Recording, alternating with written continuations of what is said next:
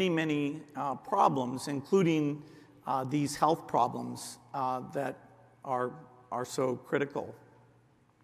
We also have recent breakthroughs like the gene editing technologies, including CRISPR. And so, we should be able to use that for very low cost, point of care precision diagnostics. We should be able to use that for therapeutics. And we should gain understandings of how to do vaccines, even vaccines that the turnaround time, instead of being the typical 3 or 4 years, literally at some point we'd be able to create in months. And we want to use these tools not just for orphan diseases or not just for diseases in rich countries, but also for the diseases that predominantly afflict people in the countries where most of humanity lives in, the middle income and the low income countries. In terms of genetics, I'm sure we've all read the history, going back to when people didn't know, Pauling didn't know where is that information encoded, and Crick, Watson, and Franklin laid the foundation for modern genetics by understanding how DNA encoded that information. And it's only 15 years ago that the Human Genome Project gave us the basic blueprint and let us now identify sequences that are associated with different diseases. It was 8 years ago that CRISPR came along, and it continues to evolve in some pretty fantastic ways, including the accuracy of the editing. Today, over 89% of genetic variants that we know are associated with human disease can be corrected. That is, if you get into the cells of interest, you can make those corrections. Last year, human trials using these molecular scissors of CRISPR did start to do things like solve sickle cell disease. So we're really on the verge of a direct human benefit. So these are just two examples of powerful tools that we can apply in a narrow sense or in a very broad sense to improve the human condition. The final way that's new and is promising is called the RNA vaccine. With RNA and DNA, instead of putting that shape in, you put instructions in the code to make that shape. For the first time, scientists have used the gene editing technology known as CRISPR inside a patient. The groundbreaking procedure was performed in Oregon. The microscopic gene editing tool was injected directly into the eye of someone who is nearly blind. Scientists hope to restore sight by editing DNA from inside the person's body. Traditionally, doctors remove cells when using the CRISPR technique. The genes are then edited in a lab before being returned to the body. But if this new approach is successful, experts say it could revolutionize treatment for an array of diseases. And what we've done now, as scientists, we've now utilized that system, take it out of the bacteria, and we use it to create designer mutations, designer gene changes in animals and also in humans. So it's a bacterial immune system that corrects genes, and we use it all the time now. It's actually, what's interesting about it is we've been able to mutate genes for many years, but this is dial up a gene mutation. You can choose exactly where you want to make it. And recently, a Chinese researcher in our field came out and said he's engineered a couple of twin girls with CRISPR to be resistant to HIV, the AIDS virus. The gene editing tool, CRISPR, short for clustered, regularly interspaced short palindrome repeats, could help us to reprogram life.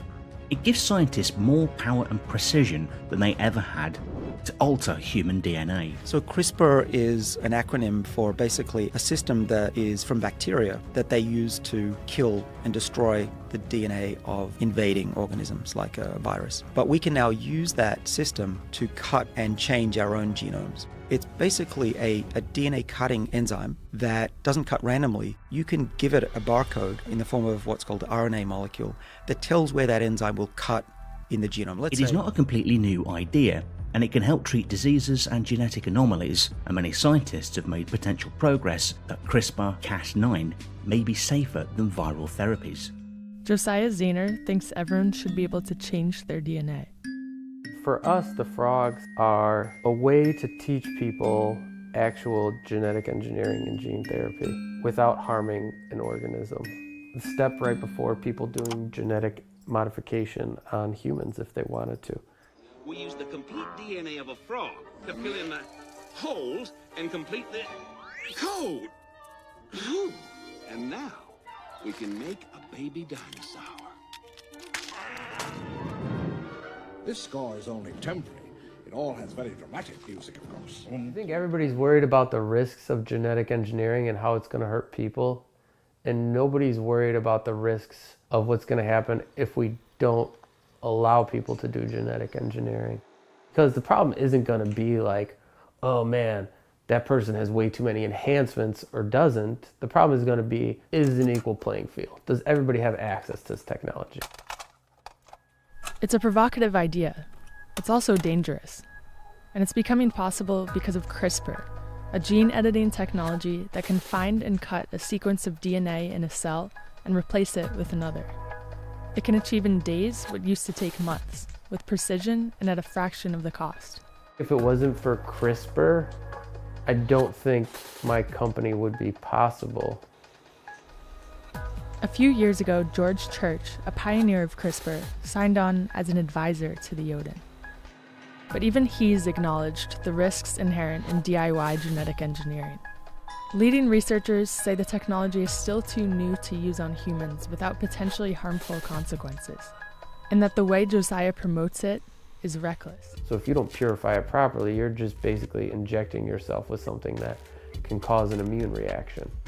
The majority of people probably won't kill them, but that's just the majority of people. We're all so afraid of. And I think that question kind of comes down to like, we're afraid to change what it means to be human. Like the clear-cut definition of a human being is like male, female, they have kids and procreate. And once you start straying outside those lines, people get more and more uncomfortable. And I think genetic engineering is still at that place where like everybody thinks it's going to cause the zombie apocalypse.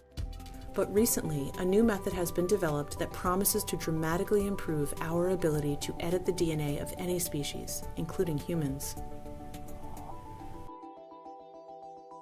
The CRISPR method is based on a natural system used by bacteria to protect themselves from infection by viruses. When the bacterium detects the presence of virus DNA, it produces two types of short RNA, one of which contains a sequence that matches that of the invading virus. These two RNAs form a complex with a protein called Cas9. Cas9 is a nuclease, a type of enzyme that can cut DNA. When the matching sequence, known as a guide RNA, finds its target within the viral genome, the Cas9 cuts the target DNA, disabling the virus. Over the past few years, researchers studying this system realized that it could be engineered to cut not just viral DNA, but any DNA sequence at a precisely chosen location by changing the guide RNA to match the target. And this can be done not just in a test tube, but also within the nucleus of a living cell. Once inside the nucleus, the resulting complex will lock onto a short sequence known as the PAM. The Cas9 will unzip the DNA and match it to its target RNA. If the match is complete, the Cas9 will use two tiny molecular scissors to cut the DNA. When this happens, the cell tries to repair the cut. But the repair process is error-prone, leading to mutations that can disable the gene, allowing researchers to understand its function. These mutations are random, but sometimes researchers need to be more precise, for example, by replacing a mutant gene with a healthy copy.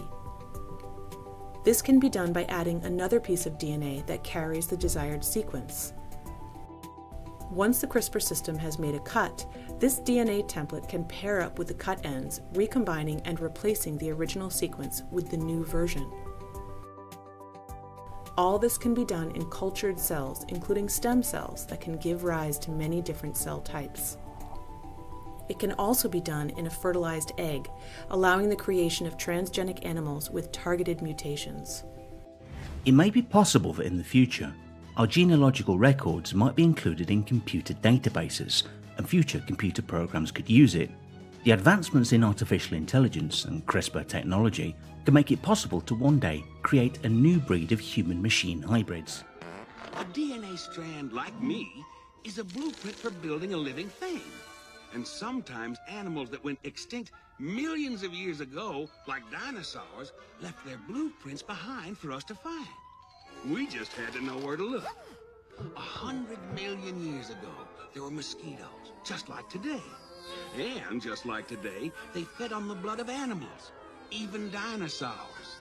Sometimes, after biting a dinosaur, the mosquito would land on the branch of a tree and get stuck in the sap. After a long time, the tree sap would get hard and become fossilized, just like a dinosaur bone, preserving the mosquito inside. This fossilized tree sap, which we call amber, waited for millions of years with the mosquito inside, until Jurassic Park scientists came along. Using sophisticated techniques, they extract the preserved blood from the mosquito and, bingo, dino DNA. A full DNA strand contains 3 billion genetic codes. If we looked at screens like these once a second for 8 hours a day, it'd take 2 years to look at the entire DNA strand.